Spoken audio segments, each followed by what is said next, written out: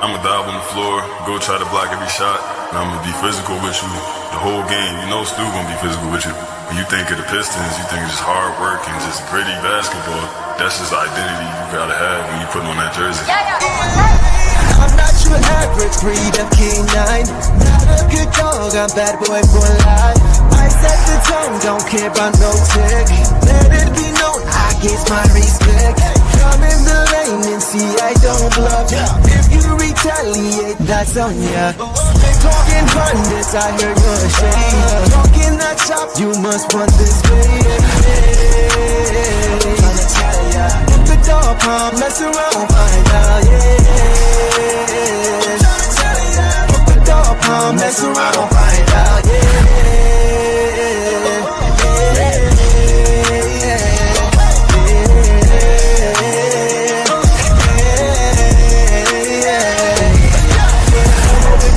For some barbecue sauce, boy, you better crop a hill, cause I'm like that. When you're ready for some barbecue sauce, boy, you better crop a hill, cause I'm like that. Mess around, find out.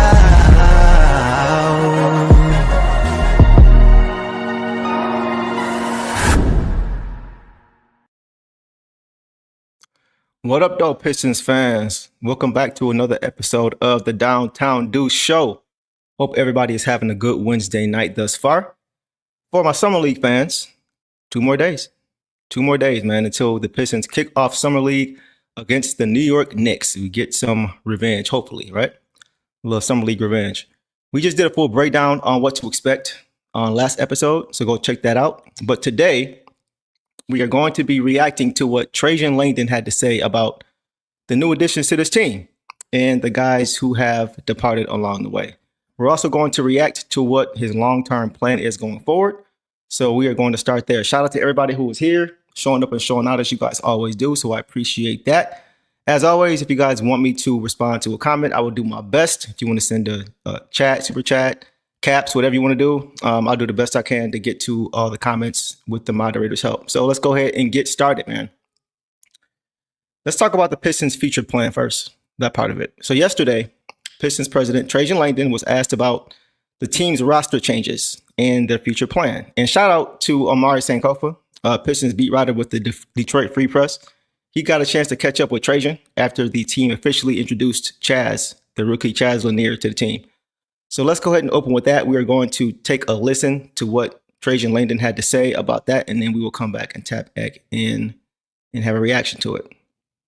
I think with our 2 additions, we got bigger. You know, we want to continue putting on guys that can play make a little bit, but also can shoot the ball. These 2 guys have postseason experience as well. So we do get bigger. Will we be better? I'm not sure, but obviously that comes from, again, the growth of our young guys being in the gym and developing. The special thing about Karras is I think you can plug and play him with darn near anybody. He can go out there and guard 1s, 2s, and 3s. He can handle. He can be a secondary ball handler. He can play on. He can play off, depending on the lineup. So I think he's shown that throughout his career, and he's a high-level competitor, worker, easy to play with. He plays unselfish brand of basketball, but he can play off. He can come off down screens. He can play in pick and roll actions, score for himself, create for others. So I'm confident that JB is going to find a really good role for him within our system. Okay, so first things first, man. Trajan Langdon is making it very clear what the plan is, right? He's already made it clear during his press conference about a month ago, I believe, and he is reiterating that again. He is building around the young core, period. I was saying earlier after the season ended that I didn't think the Pistons were going to take a huge swing for one individual guy. I know a lot of fans wanted the Pistons to shake things up and make a big splash for a guy like Giannis or Devin Booker. Honestly, I never thought that was going to happen. I've said it before, the salary cap rules are discouraging that type of player movement. That's why you see a lot of smaller contracts getting signed and being moved and guys being moved, because bigger contracts in this day and age are harder to move for teams who are trying to win. And that's because in today's NBA, you have to have depth, right? You got to have at least 9 or 10 guys that you can trust in any given situation to come in and help your team win games. And that's exactly what we saw in the playoffs. Think about this. Think about teams like the T-Wolves in the playoffs, right? The Knicks in the playoffs. Both of those teams reached the conference finals last year. Both those teams fell short to teams like OKC and Indiana. right? Both of those teams have good starting fives, but when you go to your bench, they get exposed. The days of creating the big threes and adding a bunch of guys to veteran minimum contracts, those days are done. Those days are over, at least for now. But now it's about building through the draft, drafting well, and then hoping that those guys can develop into stars and then surround them with proven, experienced players, right? Preferably guys who have playoff experience that can really help your young talent grow into eventual stars if you get lucky, right? So that's what the Thunder did. That's what the Pacers did. It's what the Pistons are trying to do. And those teams also made key moves to add to their team. Not huge splashes, but important moves at the right time, right? At the right time. So I think that is the Pistons' plan going forward. They're not going to be hasty. They're building this thing slowly so that way it can be sustainable for the long haul. And that's why I wouldn't be surprised if we don't make a move between now and maybe the trade deadline when things start to get a little bit more tense for those teams who have expectations of winning and maybe they're underachieving. A lot of times you'll find teams getting a little bit more desperate than usual in those situations because they want to make a move for a guy to help them make that push to where they're trying to get to based on their expectations, right? So I don't think the time for that is now because there's plenty of time between now and the trade deadline. Teams still have to see what they have on their individual teams. And I think once we get to that point, things will be a lot more clear for those teams and for us as far as with what we need. We still have to see these guys on the floor play together before we really know 100% what we need. I know we have things that we think we need, this power forward spot, things like that. And that's valid. But we still need to see how these guys look together first. And then we can really determine what it is exactly or who exactly we need to fill whatever holes we may have on this team. So look at the guys that Trajan has brought in, right? This is the second year in a row now that he's brought in veterans with playoff experience. He hasn't brought in a lot of guys, a lot of young talent, right? Because if he was, then that would contradict what he just said, right? About building around a young core. And if you think about it, Tobias Harris, Malik Beasley, Tim Hardaway Jr., Paul Reed, Dennis Schroeder, right? Now we got Karis LeVert, Duncan Robinson. These are all guys that Trajan brought here either via trade or free agency. And all of them, every single one of them, have more playoff experience than the young core of Cade, Jaden, Sasser, JD, Stu, and Ron. That's the core in my opinion. I call them the core six. It could expand or it could shrink, but as of right now, to me, that is the core six.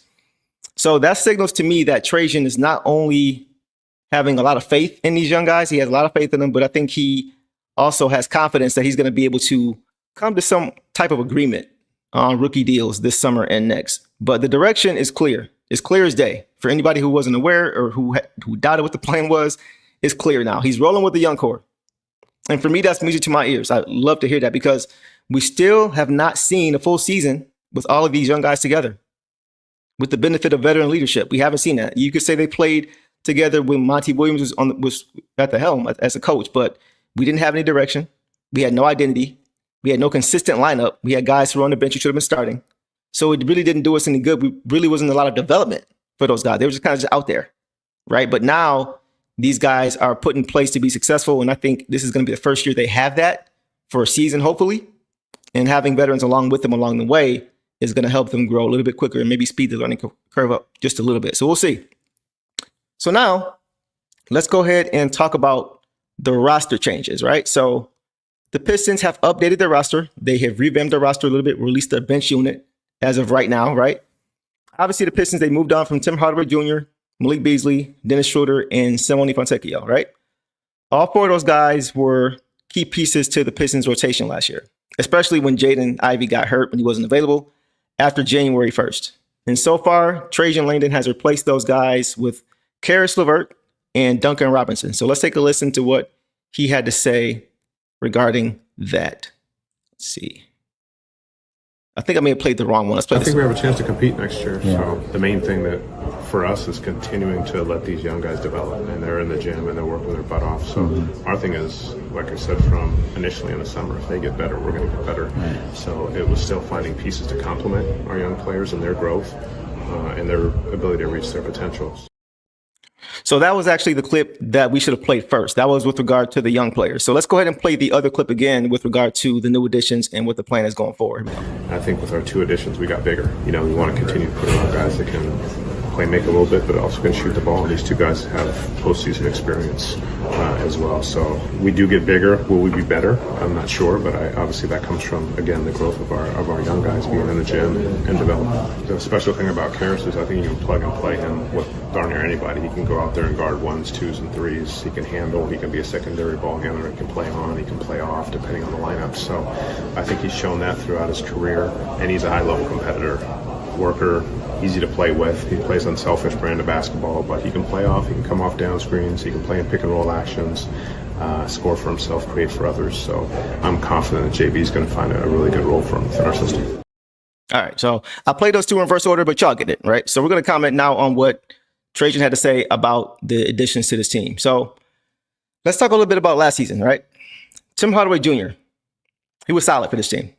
He was solid for the Pistons last year. He brought leadership, he brought stability, and he brought consistency as far as playing a very particular role for this team, right?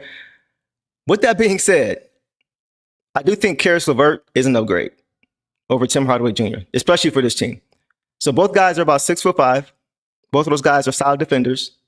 Both of those guys can move well without the basketball and then knock down open shots when they have them.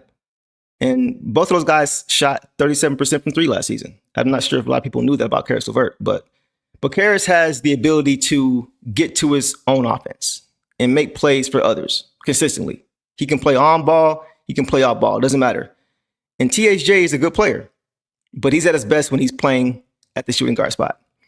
And Karis showed consistently that with the Cavs, that he could play with either of Darius Garland or Donovan Mitchell. I watched a lot of film on him, and he is really able to just kind of adapt to who's on the court with him in the backcourt and be able to still be impactful and successful in the court. So that was very encouraging to see, that, especially when we look at who we have on our team in our backcourt. But Karis is also a player who can, like I mentioned, adapt. But the Pistons didn't have that last year. They didn't have that last year until they added Dennis Schroeder after Jaden went down with the injury. So Karis will be able to play with Cade. He can play with Jaden. Depending on the situation, it doesn't matter. So I expect to see him initiating offense at times, along with looking to be aggressive with his own offense as well. I think that's a big difference between those two guys. So now, though, when it comes to Malik Beasley and Duncan Robinson, I'm not going to say that Duncan Robinson is a better overall player. I think they're close as far as their individual games and skill sets. Even as far as fit is concerned, I think they're close. But neither of those guys, as we know, are good defenders. Udonis Haslem, who is Duncan Robinson's former teammate with the Miami Heat, he recently said that Duncan's going to have to play some defense in Detroit. So everybody knows it. Everybody knows it, right? That's not a secret. All we ask, though, from Duncan is what we asked from Beasley last year, and that's just to give us effort. Right? Don't be a cone. Don't be a liability defensively. If we can get that from Duncan Robinson, I think he can give us about 80 to 90%, maybe 90% of what Malik Beasley gave us last year. Because we know that Bees is not a distributing guard, right? He's not a point guard. He does have the ability at times to be able to get to his own shot in the pinch, but not consistently. That's not what you want to see from a guy like him. And I'm not really looking for Duncan Robinson to really do too much of that either. I think that's the biggest difference between the two of them.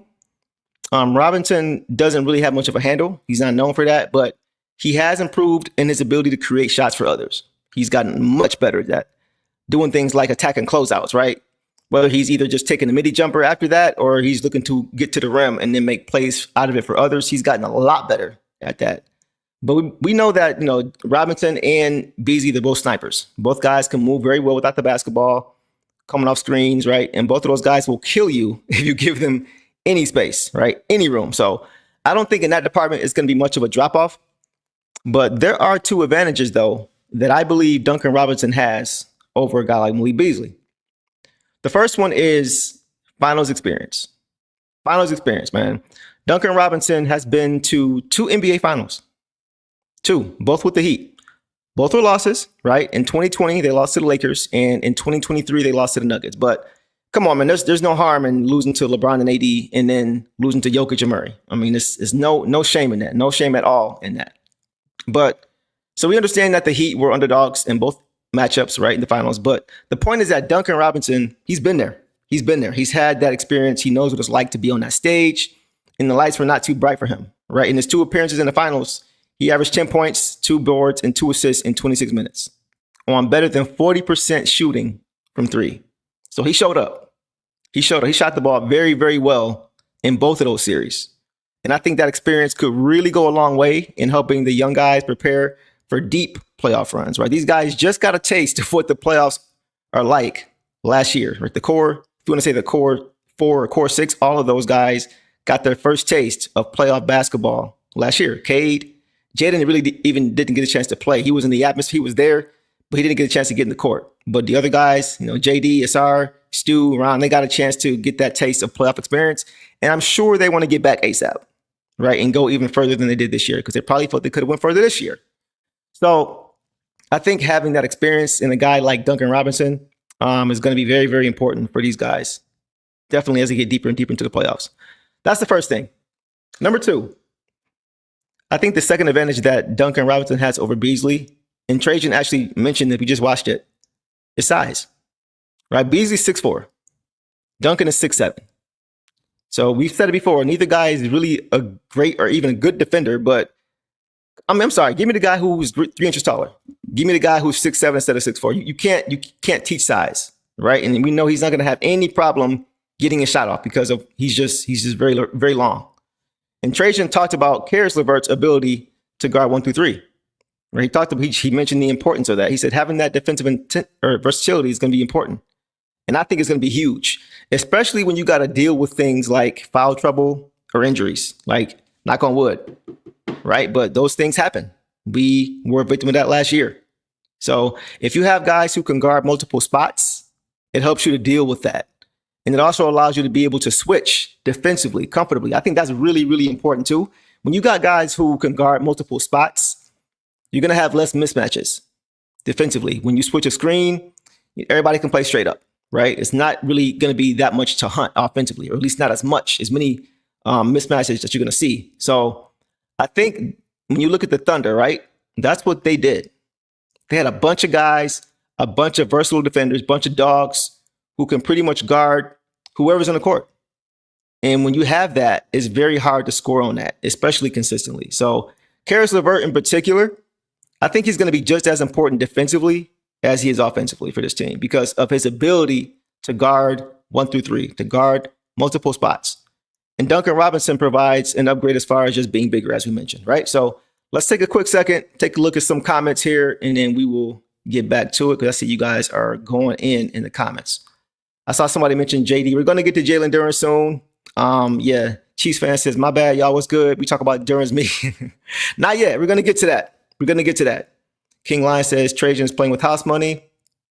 Nobody is playing small ball. We need our Chet AD. I'm not mad at that. Devon says, I think we got bigger soon as we got LeVert and Robinson. Exactly. Trajan doing it intentionally speaks to me. Exactly. You get it, Devon. That's the whole point. Right? He wants to get bigger. He's looking around the league. He's looking at the landscape of the league. He's seeing what wins, right? He doesn't need to reinvent the wheel, especially when it falls in line with how you want to play, right? All the teams that were left in the playoffs were playing tough defense. In the conference finals, they were all playing tough defense, really good defense, leading with their defense. You didn't see high-flying offense. You saw that, but it was all generated off of their defense.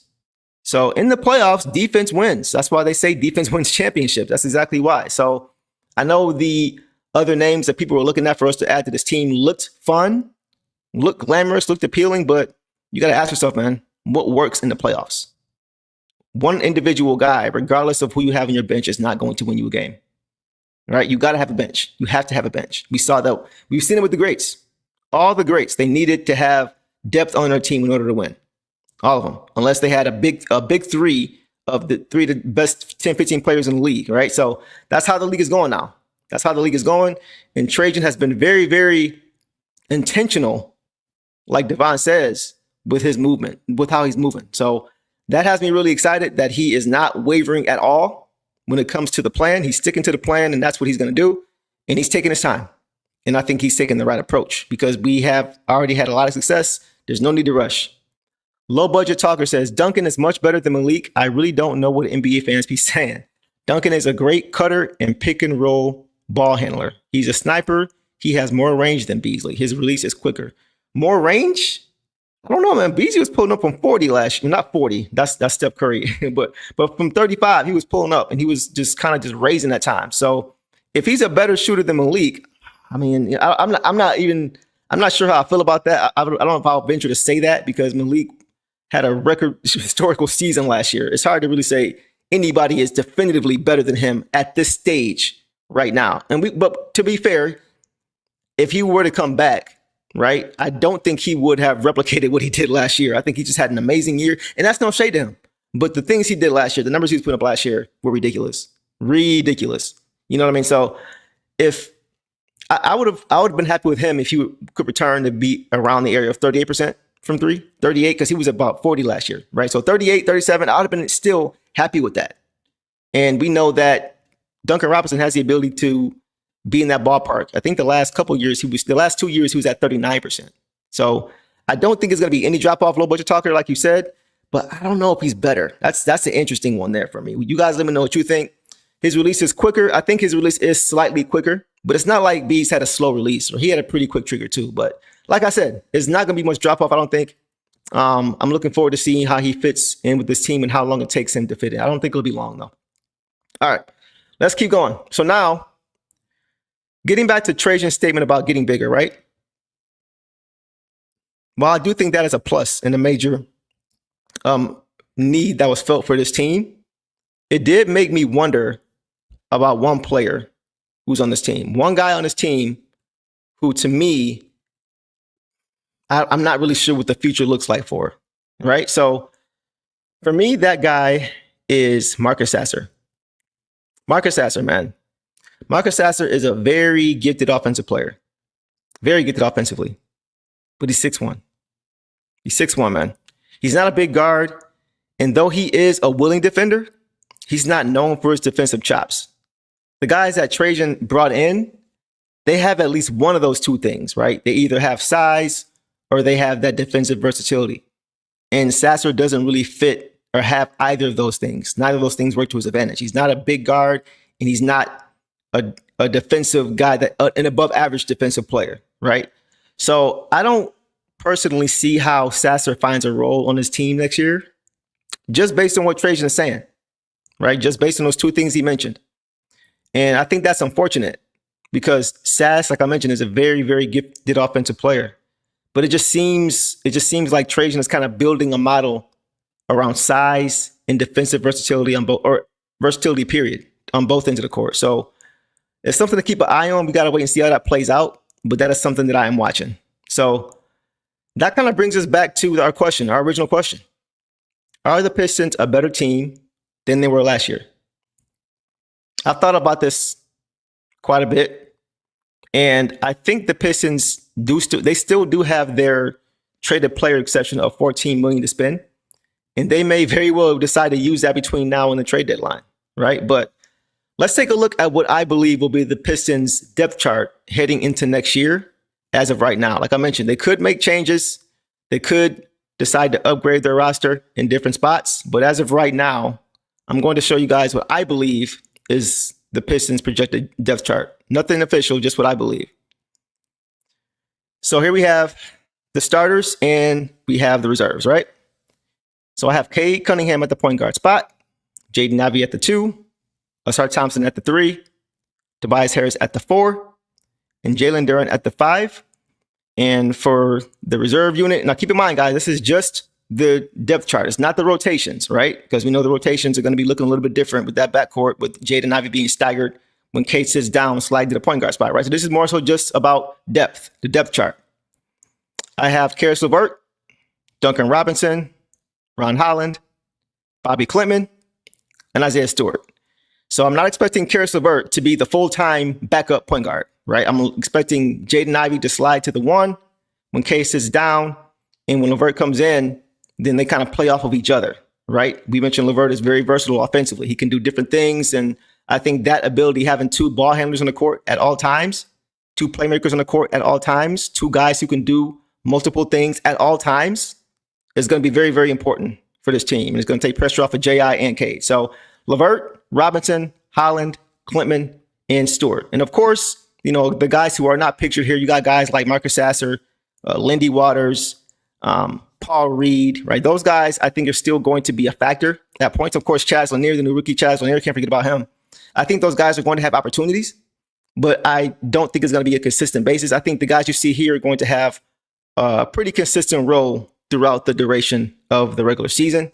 So that is just my projection. You guys can let me know what you guys think, what you would change, what you would keep, what you like, what you don't like. But I think that may be how the Pistons look next season. So we won't know until we see it. But just from what we've seen and just from what we talked about as far as the rosters, I do think the Pistons on paper right now are better than they were last year, right? Do they still have room to get better and get bigger up front? Absolutely. Absolutely. Could they use that backup, could they use help as a backup point guard spot? We talked about that, right? Let's say if Cade goes down, right? Knock on wood, or Jaden goes down, or anybody goes down, knock on wood. But what about insurance for injuries, right? What about foul trouble? All these things are valid questions. These are all valid questions. So I personally wouldn't mind having a guy like a Marcus Smart, for example, who fits that Piston style of play, right? Defensive dog, and just so happens to be the cousin of Ron Holland, right, on this team. But I kind of feel like the Pistons have a bigger need up front. And I don't think they'd be able to address both of those spots with the assets that they have at their disposal right now. So what they could do is, in my opinion, give a guy like Dennis Jenkins an opportunity to be that guy. That's what I see. I think he could be that fourth guard that the Pistons will probably need on certain nights, right? Maybe not every night, but someone who can kind of come in for you and keep the offense moving, right? So it's not getting bogged down or getting stagnated when our lead guards are not available. Like we saw last year before Schroeder got here, right? When it was that small window when Jaden got hurt, before we added Schroeder, it was about a month's time. The offense looked very bogged down, right? With guys like we had to have guys like Tobias or Bees. We had to try to run the offense through them. That was our only option. We didn't have a facilitator or playmaker on the court. So I think a guy like Dennis Jenkins can provide that for you in those worst case scenarios. So that's what I see. I really think he deserves an opportunity. He has been consistent with the Motor City Cruise. He's been the best player. I think he averaged 21 points for them on good efficiency. He's a knockdown shooter. He's very athletic. He's a dog defensively. He's a 6'3" guard. So he's not like he's not small, right? And he's very athletic. And he gets into you. Like he picks up 94 feet. He has no problem mixing it up defensively. So, and offensively, he's sneaky good. He can stretch the floor. He's got a pretty quick first step, actually a really quick first step. And more importantly, though, he's able to competently run and orchestrate the offense. He doesn't really hurt you when he's on the court. He doesn't really turn the ball over a lot, right? He knows where his guys are supposed to be. He knows where you're supposed to be, and he's good at directing traffic, right? So for anybody who is not familiar with Dennis Jenkins, you'll get a chance to watch him play in Summer League in 2 days in the first game. So watch out for him. So you also might be worried about the backup four spot, which is understandable, or even the starting four spot, which is understandable. But once again, I think the Pistons already have a player on this team who can fill that backup power forward spot. That guy is Bobby Clement. You guys already know. That's my guy. Him and Dennis Jenkins were the two guys I was really looking at last year in Summer League around this time. They really caught my eye. We knew about Ron. We knew what he was going to do. He showed up and showed out. But I'm talking about as far as guys under the radar. Bobby Clement and Dennis Jenkins were those two guys. And I think Bobby Clement and Stu could be a great inside-outside pairing off the bench. I know there may be some guys who like Paul Reed to play with Stu. Okay, I'm not mad at that. But I feel like the versatility that we could get with a guy like Clement would make us a little bit better at coming off the bench. I think they'd be a great outside pairing, Bobby Clement and Isaiah Stewart. So once again, for anybody who is not familiar with this game, make sure you watch Summer League, right? You'll get a chance to see what he's capable of, which is a lot. I'm very, very high on Bobby Clement, and I have said that from jump, and I'm going to continue to scream it. But when you watch him, guys, just imagine him in the role of Fontecchio last year, right? That backup four spot. But imagine it with more ability, more playmaking ability, more consistent knockdown shooting, the ability to be at times a point forward, right? We know last season with Fontecchio, he was a shooter. He was a catch and shoot guy. That was where he was at his best, right? But with a guy like Clement, he just gives you more. And he makes you harder to defend because of what he can do on the court. He's very, very good with and without the basketball. He has a high IQ. So I think he is going to eventually, it may not be to start the season. Maybe they may start with Paul Reed, but I think eventually post All-Star break or right before the All-Star break, you'll see Bobby Clement get more and more minutes, more opportunity. And I think he's going to take advantage of it. And I think he's eventually going to take that back up for a spot. And I am very comfortable with him in that role for sure. So don't worry. We're going to talk about him a lot more going forward into the future as Summer League continues to move on. We're going to talk about all these guys. So just keep your eyes out. Don't forget those two names, Dennis Jenkins, Bobby Clement. Write those down, put it on your phone. Don't forget, because those guys are going to be the standouts, I think, this year, this coming Summer League. So we'll see. So I do think the Pistons are better than they were last year. And I also think they'll finish with a better record than they did last year. I think they're going to surpass that record of 44-38 because if you think about last year, they started off 0-4. 0-4 to start the season. Because, in large part, because of the fact that they came into the year with a new coach, new president, new players. And if we're being real, to start the year last season, they hadn't all bought in to the identity of this team. They hadn't really bought into what they had to do. We saw back, what was it? I think it was basically post All-Star break, or maybe it was around January, maybe like mid to late January. We saw they really started to settle into who they are individually, right? And as a team. Early in the season, you had to define roles. Roles had to be defined. Players had to understand what those roles were going to be. And that takes time. It takes time. And it wasn't really pretty early. But once those roles were defined and they got more and more reps playing in those roles, then they began to look a lot better, a lot more cohesive as a team. And a good example of that is Jalen Duren. Jalen Duren.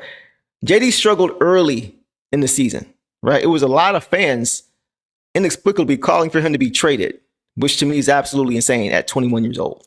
And that was mind-boggling to me. And he did deal with injuries, right? But by his own admission, he wasn't playing at the level that he could have and should have been playing at, right? But once he decided to commit 100% to the defensive side of the basketball and not worry so much about his offensive game, his offensive touches, that's when he became a different player. Because we know he's got a ton of room to grow, man, as does any 21-year-old. But you saw once he locked in on that end of the floor, the potential in his game. Once he started to take pride in protecting the paint, you saw him go to another level. And it's one of many levels that I think JD can get to. But once again, it took time. It took time. So the Pistons needed that grace period, though, last year. They needed that early in the season to understand who they were, who they wanted to be as a team, and how they were going to get there. But that's not the case this year. Expectations have changed. That is not the case this year. Yes, they've added some new pieces, but the foundation, right? The foundation, the identity of this team is clear. I can guarantee you guys, they're not going to start off 0-4 next year. I don't care what the schedule looks like. I don't care who we play. We are not going to start off 0-4 like we did this past year, because now this team knows who they are. And now they have to continue to improve on what they are instead of trying to figure out who they are. Like I said, the expectation has changed. And once again, having a full off season is going to really help with that. And I think another big piece of why they started off 0-4 is because they didn't have their projected starting lineup, right? They didn't have, to start the season, they didn't have Cade, Jaden, Sasser, Tobias, and JD. They had Cade, Jaden, Tim Hardaway Jr., Tobias, and JD because Sasser was out with the blood clot, right? So these guys had a lot to deal with and try to understand on the fly while still trying to win games to start the season. So I think the growth of the young core is also going to be a key factor in how good this team can be. And like I mentioned, a full offseason, a healthy offseason for Ausar Thompson, that's going to take him to new heights this upcoming season. Like, I've seen a lot of highlights lately with Amin Thompson, a lot of highlight reels and clips with him and the things that he can do. And I'm not saying that Ausar has to be that guy or that same level guy, but I think we would have seen a lot closer to what his brother was had he not been off for 8 months. You got to remember that. Like, he didn't have the last off season to really train or to work on things. He missed 8 months of basketball activity, period, playing no basketball because of that blood clot, right? So he really couldn't do much of anything other than watch film. And that's a long time to be off, man. I don't care who you are. That long, that's a long time. That's a long time. So having all these guys improving their individual games, as well as just getting an offseason to play together, learn each other, develop that chemistry, that's going to be the biggest factor in how far the Pistons go, is how quickly can those guys come together, because that's where the most improvement is going to be. We got the additions of Duncan Robinson, Karis LeVert, but those guys are more so to complement and supplement what the core guys are going to bring next year. That's why it's so important for these guys to take jumps individually and collectively, and this offseason is really going to help all those guys do that. I really have high expectations for this team next season, for sure. So we'll see how it plays out. Last thing, you guys talked about it already. Speaking of JD, right? We actually have some footage of him working on his jumper, which is something that I have kind of been hoping to see. So let's go ahead and take a look at that, and we'll come right back.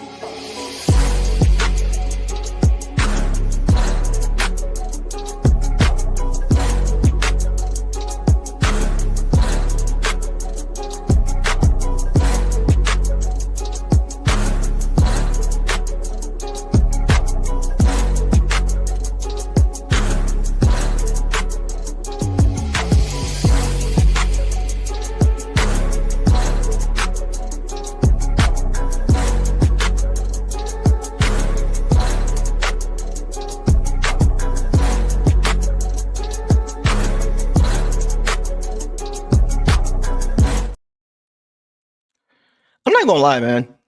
I'm not gonna lie. That jumper looked pretty solid. That jumper looks pretty good. I will say to be fair, I gotta keep it stacked. When I saw that, I was a little bit concerned. Just to see him stretching all the way out to the 3-point line, right? Especially after last year not having consistently even had attempts from the mid-range, right? So, but to be fair, this is something that the team wants him to work on, right? Obviously, if they didn't, he wouldn't be working on it and then posting it, right? So I think Trajan Langdon is looking around the league now and just seeing that more and more bigs can stretch the floor, right? We're seeing that more and more now. I think that he's paying attention once again to the landscape of the league, and he's seeing what things work, what things don't work. And I think he's taking notes, and I think that's why he is maybe perhaps asking JD to stretch out to the 3-point line. Like I said, I don't want to see him going that far. Like, as of right now, I just want the 10 to 15 foot midi. Free throw line and in, right? That's where I would like to see him get consistent. And he is capable of that. If you watched him at Memphis, he showed the ability even then that he can knock that down pretty consistently. He showed it then. So if you guys take a look at his college film in Memphis, you'll see it. But man, I think that alone would just open up the offense so much more. So much more, man. Like, just think about it. The pick and roll lob action last season, right? It was very successful with Cade and JD last year. But they could add a whole nother dimension to it, especially in the short roll where JD doesn't dive all the way to the rim, but he just stops short at the free throw line for that quick pop. I said this last year, guys. I think his game could look a lot like Jermaine O'Neal. For those who remember Indiana Pacers, Jermaine O'Neal, all-star player, was a load for us, but he was a great interior player, but his midi out of that pick and roll, man, it was automatic. He used to give the Pistons problems with that all the time. It was automatic. And even on the release, it just looks similar. How their form, it just looks similar. So I could see JD becoming that type of player, just with more athleticism. Like in his peak, I see him being that kind of guy, but stronger and more athletic. I think Jermaine O'Neal was 6'11" and JD's 6'10", so they're about the same size. But I think if he gets that midi game, man, it's over. It's over, because if he can make defenses respect that, it's going to open up things even more for guys like Asar Thompson. Because Asar, he loves diving to the hoop from the corner or just hanging in the dunker spot when the defense is keyed on JD, right? So if JD can knock down that midi, draw more attention, Asar is going to have even more opportunities at the rim with a simple bounce pass or a lob. So look for that next season. If JD can start knocking down that midi, you're going to see Asar Thompson thriving a lot more, because he's going to get more opportunities out of that, because teams are going to have to come in and respect JD's jumper. So I really see, and that's going to open up the offense totally. So looking forward to it, man. Looking forward to seeing how JD progresses with that. But once again, I don't want to see him getting like extending to the 3 or attempting a bunch of threes next season. Just start with the midi game. If you get that down, I think he could be really, really lethal. I saw a lot of people too saying that it kind of reminded them of Andre Drummond when he was shooting from long range. It's not the same thing. It's not the same thing. You can see that JD's jumper already is just a lot more fluid, right? It's a lot more fluid. And I think he has a higher ceiling and more potential of being able to eventually knock down threes at some point. But after last season, just 10, 15 feet out, bro. 10, 15 feet out. You get that down, that alone will open up the offense, like I said, totally. So, and like I mentioned, he's shown that he can deliver passes on time and on target. So, Asar Thompson, once again, and that's just one guy. But of course, you got guys on the perimeter, and you got Cade coming back to get it if they press up on you and they double hard down on Asar. So the options are going to be endless for them if he can get that down. So we can see how the coaching staff, guys, is really trying to develop JD's game. And I love it. He's 21 years old, man. He's 21 years old. He's built like a grown man who's been in the weight room for years. Yeah, he's going to be really, really good for this team, man. He has all-star in his future for sure. Ceiling is really, really high for him. He just has to continue to add more and more to his game, and not just offensively. Continue to work on the defensive side of the ball, right? I don't know if he's ever going to have the foot speed to ever stay in front of quick bigs like Cat. He showed he can at times last year. There were plays out on perimeter where Cat would try to go by him and get to the hoop, and JD was there step for step. So maybe work on your footwork a little bit more. If he can guard fives out on the perimeter along with adding that midi, I think those two things alone will take his game to new heights. And we're talking about an all-star player. We're talking about a potential 18-10, maybe even 20-10 scoring threat on any given night. And those are all-star numbers. So I have a lot of expectation and confidence in JD as a player. And I think he's going to get a lot better. Let's go ahead and take a look at some of these comments, guys. And then we can go ahead and call it a night. Derek Pulling, what's going on, bro? Says J.I. will have a significant chip on his shoulder to prove that he was trending up in a major way. 100%. He is a gym rat. And yeah, there's not going to be a lot of people who are complaining about Jaden Ivey next season, in my opinion. Eastside Meech says, when Asar came in, people were saying he was the one when Amin was hurt. Amin was better, has better guard skills, but defensively it's Asar. That's a good point. No, that's a good point. That's a really good point, which is why we shouldn't panic because one guy is above or ahead of the other guy. Like when injuries are really, really important, man. Like they play a key piece as far as your development, your trajectory, and when you get to where you're trying to get to, right? So that's a great point. They were saying Amin maybe was a little bit ahead of or it was saying Asar was a little bit ahead of Amin early because Amin was hurt. And last year was a flip. So a full off season, and hopefully these guys can stay healthy. We're going to see him take a jump as well. Ryan says, who was Stu talking about when he said the dog pound guys J2? Not sure who the dog pound. Oh, okay. So the dog pound, Ryan, basically is, from what I understand, Isaiah Stewart, Jalen Duren, Ron Holland. He mentioned Asar Thompson too, and Paul Reed. I think those are the 5 that are identified as the dog pound. And it's funny because Ron Holland's nickname is Dog Pound Jr., and that was given to him by Isaiah Stewart. And I think in a couple of years, the JR is going to fall off, right? I know Ron probably sick of being called Junior between being Ron Holland II and Dog Pound Jr. Probably tired of hearing that Junior. So, but yeah, eventually I do think he's going to continue to bring what he brings, man, and really erase that Junior from his label, because once he grows up a little bit, he's only 19. He just turned 20 as of a couple of days ago. He just turned 20. I think it was on Monday.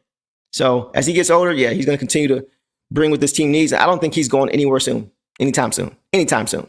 He is Detroit through and through, just the same way Isaiah Stewart is Detroit through and through in terms of how we play. All right, let's keep going. Ample Scramble, Word Games, and Sports POV Talk. What a name. Says, man, Duren's starting to look like C-Webb. If that happens, whoa. Yeah, C-Webb, but we need the defense too. We need that defense. C-Webb was not the greatest big man defender. He wasn't bad, but I think JD has potential to be even better because he's stronger and he's more athletic. Like C-Webb was I'll put it to you this way. C-Webb laterally was kind of built like a guard. It's like the way he could move laterally, but he didn't have the burst, right? He didn't have the lift at the rim. That's the difference. Maybe early in his career he did, but even with Sacramento, he wasn't that kind of a player. He was a pick and pop guy. He could spread the floor, had a good post game. So yeah, if he comes anything close to C-Web offensively, it's bye-bye. It's over. But more importantly, defensively, is we're on to see JD continue to take strides. Why? Because this team is built on what? Defense first. But ample scramble, I don't think they're too far off with that. I just think they're a little bit different. They do have some similar variables. But I want to see JD just focus on the defensive side of the ball. Let's get to Super Chat. Eric Williams, appreciate you, bro, says JD definitely needs to work on post. Yeah. And that's the thing, bro. He's 21. He's 21. You know what I mean? He's 21 years old. And I'm not even saying that I think you're rushing him or anything like that. But I think that we just got to remember these guys are very, very young. But yeah, I think his post game will come maybe in the next couple years, as far as where he's consistently going to something like that. Because as of right now, he's not really that player. He can do it in spots, but you can see he's not really polished yet. Right? He's got that raw ability in the post to be able to. He's got the touch around the rim to get a nice little jump hook, but he doesn't have the moves, the post moves. And honestly, not too many guys in today's NBA do. You got Jokic, you got Embiid, you got Sengun. Like those guys have post moves. You throw the ball to them in the post, and they can go get you a bucket when the game slows down. Right? That's kind of going away now, though. We don't really have too many teams in the NBA. I'm not saying he shouldn't, but I think that looking around the league, a lot of teams don't have that. If he can get a few go-to moves, doesn't need to have a whole bag like Akeem Olajuwon, right? Or Embiid, but if he can get a few moves, post moves that he can go to, that'll definitely help his game as well. But I definitely agree, Eric. I think in time, he will continue to add to his game, and I think that may be one of those things that he continues to add. All right, let's get to a few more guys, and then we will get out of here and call it a night. Nikki says it didn't seem like the front office did much last year. And look, that's a great point, Nikki. That is a great point. Nobody this time last year, thought after winning 14 games, losing 68 games, that we would be talking about a year later how we should have gotten to the second round had we not gotten hurt. Nobody would be saying that. Nobody said that. If you do, you're not being real. Right? So that's a great point, Nikki.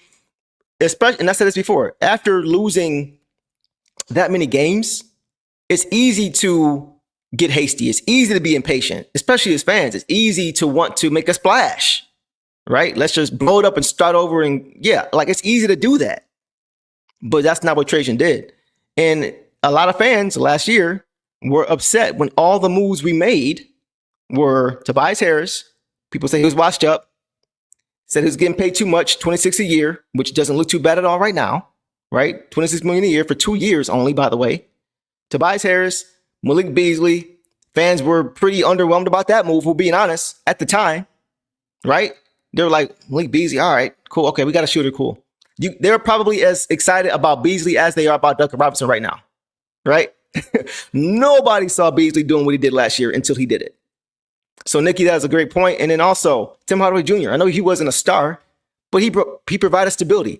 I don't think anybody would say they were disappointed with Tim Hardaway Jr. based on what they expected from him when he got here.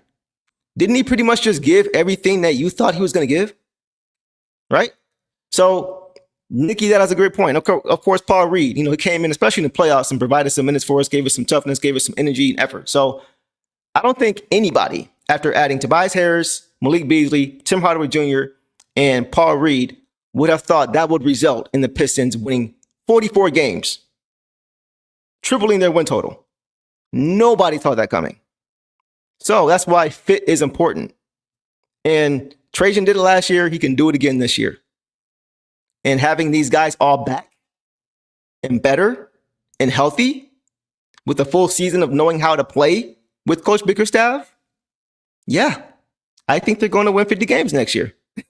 I think they're going to win 50 games next year. I have them right on the nose at 50. I think they're going to go 50-32, just like they did when they were on the trajectory of getting to the conference finals years ago, right? When they had Rick Carlisle as coach, he went 50-32 in back-to-back years. And I think next year, J.B. Bickerstaff is going to lead this team to 50 wins because once again, they're going to get out to a better start. All right, let's go do a few more. And we will call it a night, guys. Rashad Walker says, young C-Web was very much just as strong and dunked anything around the rim. Like the Wizards version. Yeah, if you're talking about that version of Rashad, okay. The Bullets, I'm sorry, not the Bullets, the Bullets, right? When he was just going behind his back, or even the Warriors, the Golden State Warriors C-Web. That may be the C-Web you're talking about. Going behind his back on Charles Barkley and dunking on him. You guys know what I'm talking about, right? Okay, yeah. So that's okay. I'm with you there. For sure. But C-Web had a jumper. He had a jumper. He was, once again, I mentioned Jermaine O'Neal. C-Web could stretch the floor to the three-point line. He didn't shoot a lot of them, but he could shoot it. And that midi game was cash from anywhere on the court. Anywhere. Corner, top of the key, elbow, it didn't matter. He was that good. So if JD can get anything close to that, man, it's a wrap. It's a wrap. Let's go to a few more. Let's see. Ample Scramble coming back says, I got receipts saying they would be top 5 in the East this past season. Lots of teams watching Duncan Robinson film now. Yes, they are. We got THJ here in Denver now. Yeah, THJ's in Denver, and we got some replacements for that. So for sure. Rashad says Pistons finishing 52-30. Okay, I'm not mad at that. I could definitely see that. I think it's definitely doable. If they get off to a good start, I think they're going to get better and better as the season goes along. Yeah, I see that for sure. 2 more, and then we're out of here, guys. Eastside Me says, biggest mistake other than Killian was moving up to get Sasser, another guard, when Gigi Jackson was still on the board. He'd be perfect right. That's interesting. Keep in mind, too, Sass is a Troy Weaver guy, right? So even though Cade and Jaden and JD are Troy Weaver guys, those guys went high in the draft, very, very high in the draft. Like Troy traded up to get JD. JD at a point in time before draft night, there was a point in time where he was a top 5 pick, right? So all those guys were established in that one, should have been established in that top 10 range, right? And Troy moved up, traded Jeremy Grant, right, to get some draft capital to be able to make that trade to get JD, right? So yeah, I wouldn't. So those guys don't count for me as far as they're not Trajan guys, because Cade number 1 pick, Jaden top 5 pick, JD top 10, top 5 talent. You know what I mean? When you get deeper into the draft, that's when I start asking myself about the questions of, is this guy, was he drafted by this GM? Was, as far as trying to figure out if they're going to stick around. And when you hear Trajan saying things like, I want size, I want defensive versatility, and he wasn't one of his guys that he drafted later in the first round, now I'm like, okay, maybe the writing is on the wall. You know what I'm saying? So that's kind of where I'm at with that. I do hear you, Eastside Meech. I think that's a really good point. And like I said, we'll see what happens with that. But Wadsworth says, you guys have to remember centers aren't really posting. That's exactly. That doesn't mean that you shouldn't. That doesn't mean that you can't, right? Because you still have guys, like I mentioned, who are very, very good at doing that. But they operate as a hub, right? And we know right now the hub is Cade, right? So if their design plays, early in the shot clock for JD to camp out and get good position down the post, get it to him and make a move, boom, boom, jump hook. Yeah, that's what I want to see. But every play down, running the offense through him, nah.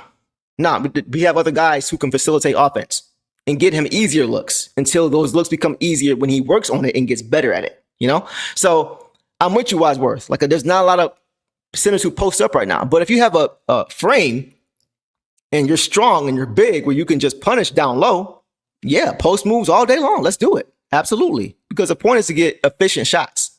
The point is to get easy shots, whether it's in the half court or in transition, right? You want to get easy shots. It's not all about just taking threes. What are you shooting? What clip are you shooting at? Right? So, yeah. So we'll see how he develops. All right. Kenyatta says, feeding for Summer League. Yeah, 2 more days. 2 more days. Actually, less than that. I think game 1 begins at 1 o'clock on Friday. So less than that. Hold on, Kenyatta. Almost there. Last one. I do think the Warriors will bite on a deal for Sasser. So Ample Scramble, who would you want in return? If you're going to get if you're going to move a guy like Sasser, let me know. But we're going to call it there, guys. We're going to call it a night. I just want to get those things out the way for you guys. Appreciate you guys showing up as always. So like I mentioned, the Pistons, they return. Pistons basketball returns in the form of Summer League this coming Friday. And they play their first game, like I mentioned, against the Knicks. That is at 1 p.m. EST. So you guys make sure you get with me in the comments, talk to me in the comments, and let me know what you guys think about the Pistons roster. As we talked about today, do you guys think another move is coming? You think it's coming soon? You think it's coming later? You think it's not coming at all? Let me know. And we're going to be breaking down Summer League, all of it, game by game. So don't worry. Stay tapped in for that, and we're going to get to that for sure. So with that, don't forget, guys, hit that like button and subscribe. And y'all know the drill, man. Detroit versus everybody. Peace. And when you knock me down, I'm getting back up. Cause when I step on the floor, you know your time's up. I'm on my way up and I'm not gonna stop. We headed straight to the top in the low. I gotta face it, I got no time.